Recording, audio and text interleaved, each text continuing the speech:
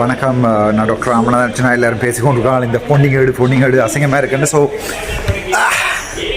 எடுப்போம். ஆனால் அதுக்கு முதல் ஒரு முக்கியமான ஒரு வீடியோ ஒன்று இது தொடர்பான என்று சொன்னால், இன்றைய தினம் எங்களுடைய செல்லும் அடைக்கலநாதன் அண்ணாவர்கள் வந்து ஒரு கடிதம் ஒன்றுக்கு சைன் பண்ண சொல்லி நான் அந்த முதல் வீடியோவில் நீங்கள் பார்த்துருப்பீங்கன்னு நினைக்கிறேன். ஸோ அந்த கடிதம் விடயம் தொடர்பாக அதை பொதுமக்களுக்கு விளங்கப்படுத்தணும். ஏனென்றால் சில இடங்களில் யோசிப்பார்கள், என்ன இவங்கள் கட்சி என்றான், செல்லும் அடக்கனா கூடாதுன்றான், கடிதத்தில் சைன் பண்ணுறான், சரியான கன்ஃபியூஷனாக இருக்கும் உங்களுக்கு. ஸோ அந்த கன்ஃபியூஷனை இல்லாமல்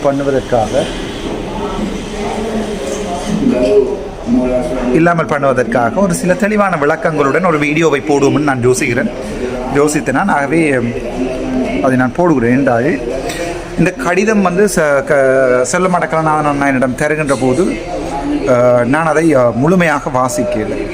ஏனென்றால் ஒரு நம்பிக்கை, பிள்ளையான விடயங்களில் சைன் பண்ண மாட்டேன், மேலோட்டமாக வாசித்துட்டு சைன் பண்ணிவிட்டு ஒரு ஃபோட்டோ எடுத்துக்கொண்டு அந்த கடிதங்களை இதில் நான் போடுறேன், இதோடு உங்களுக்கு போடுறேன். ஸோ அதுக்கு முதல் நாங்கள் பார்ப்போம், இது வந்து யாருக்கு எழுதப்பட்டிருக்கின்றால் United Nations High commissioner for Human ரைட்ஸுக்கு எழுதப்பட்டிருக்கிறது, சுவிட்சர்லாண்டுக்கு. அடுத்தது permanent representative of member and observer state of United Nations Human Rights Council, permanent members, அந்த ஹியூமன் ரைட்ஸ் கமிஷன் பெர்மனன்ட் மெம்பர்ஸுக்கு இந்த கடிதம் எழுதப்பட்டிருக்கிறது. அதில் கடைசியாக தேங்க்யூ போட்டு நான் தான் சைன் பண்ணியிருக்கிறேன். இது என்னென்றால் இந்த 60வது செஷனில் எங்களுடைய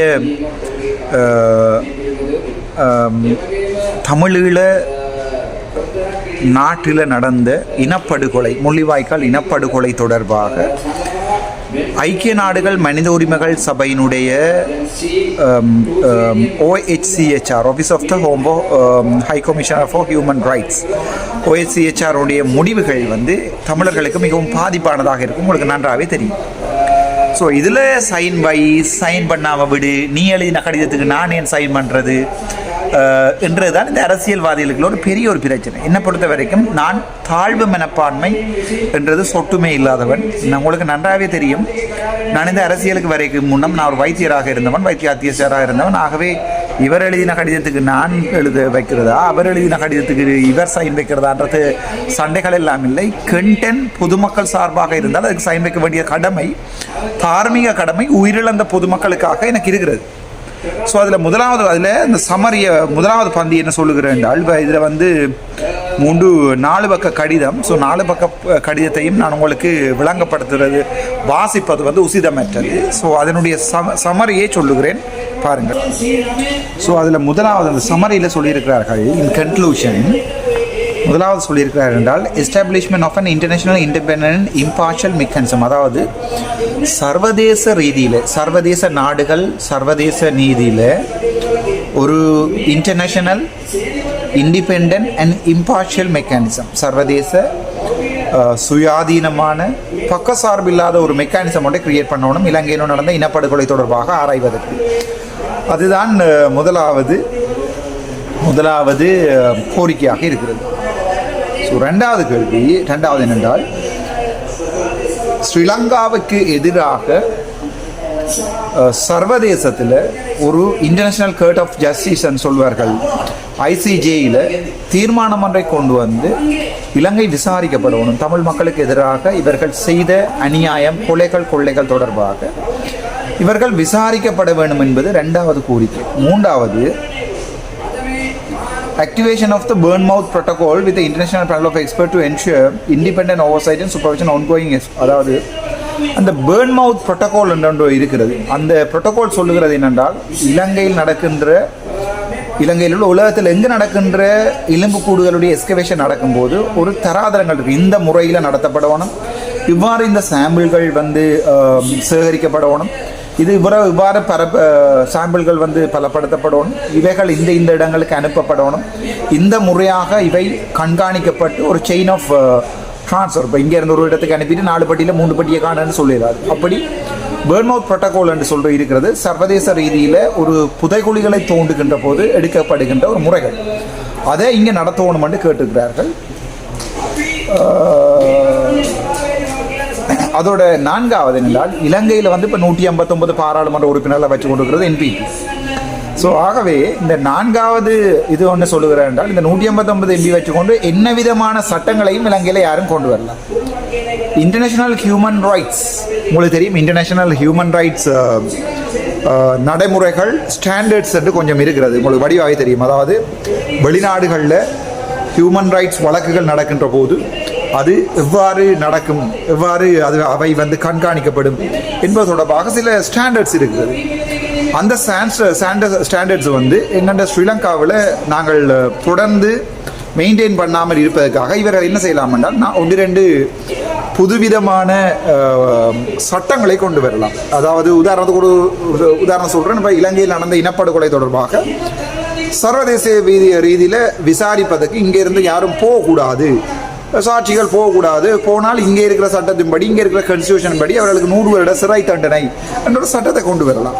கொண்டு வந்து நாங்கள் சுயாதீனமாக வெளிநாடுகளில் போய் எங்களுக்கு நடந்த அழிவுகள் தொடர்பாக கதைப்பதை இல்லாமல் பண்ணலாம்.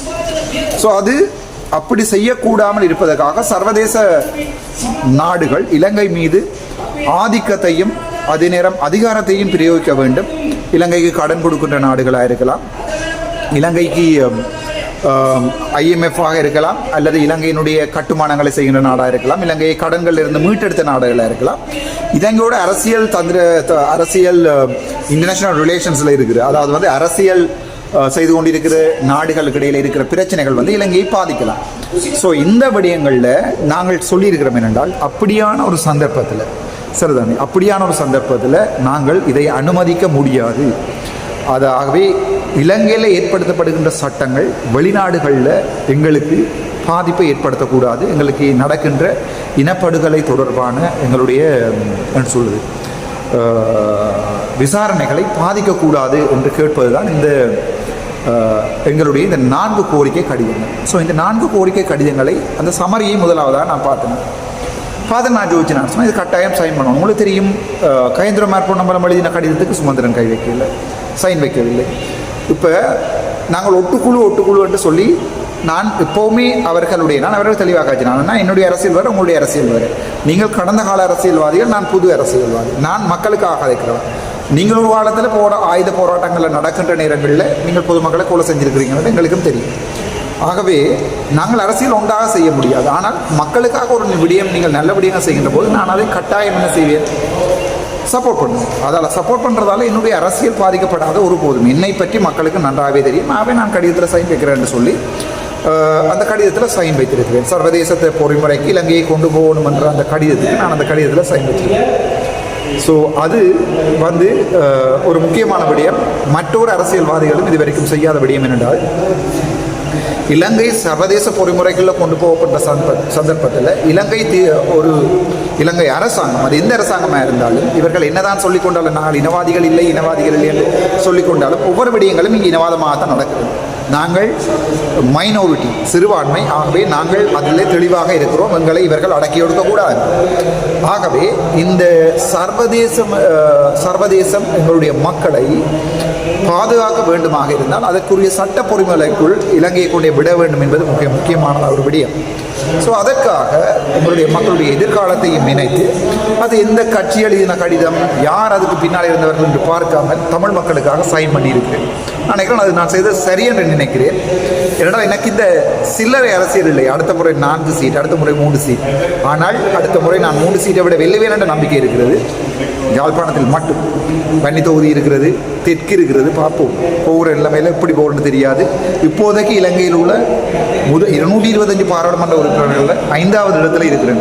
ஆகவே இனி வார காலங்களில் இன்னும் முன்னுக்கு போகலாமோ பின்னுக்கு போகலாமோ தெரியாது.